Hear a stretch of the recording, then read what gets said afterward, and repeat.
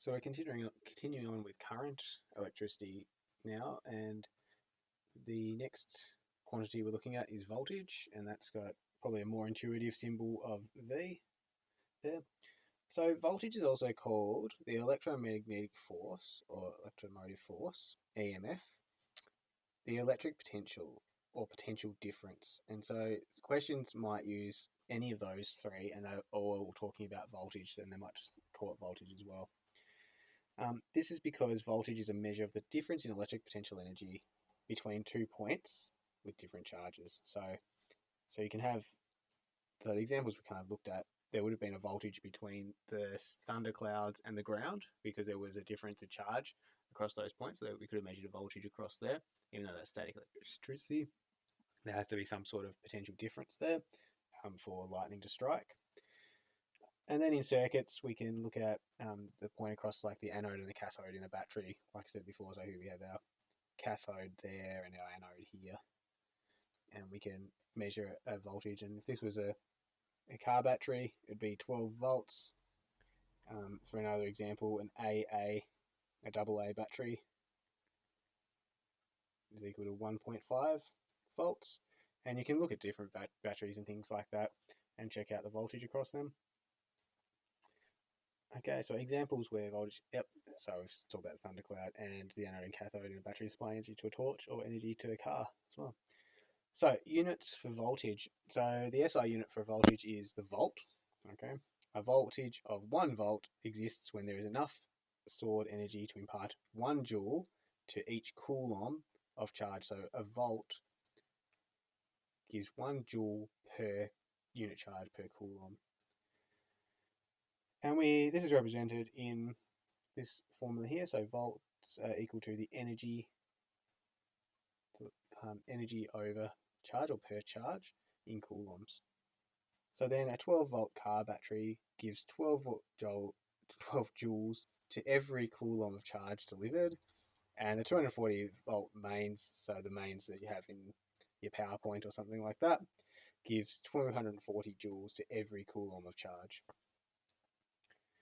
Okay, so we'll move on to an example.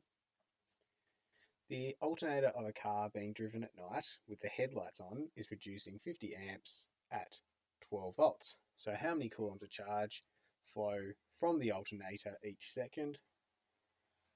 So for A, we say that 50 amps is equal to 50 coulombs per second.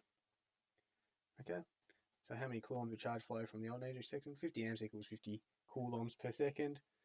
So that's all we really need to say there, 50 coulombs of charge. Yep. So that's how many. So B, so every second, 50 coulombs of charge. B, 12 volts is equal to, how many joules of energy does each coulomb of charge obtain? So we can just say that 12 volts is equal to 12 joules per coulomb as well, using our definitions from above. Okay, now this one here, how many joules of energy does the alternator produce each second? So now we need to use our equation that we just saw. So the voltage is equal to the energy divided by charge, and therefore the energy is equal to voltage times charge. And we have 12 volts, and we just said we have 50 coulombs of charge per second.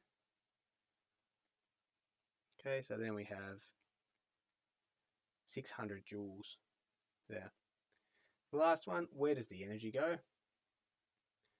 Okay, so we have our headlights on, so the energy is delivered to the headlights and any other electrical equipment. So the headlights and other electrical appliances or devices. So you might want to think about the electrical devices in a car. So some that I can think of are the stereo, the heads-up display. We've got heaters, air conditioning. What else have we got? Electric windows, maybe.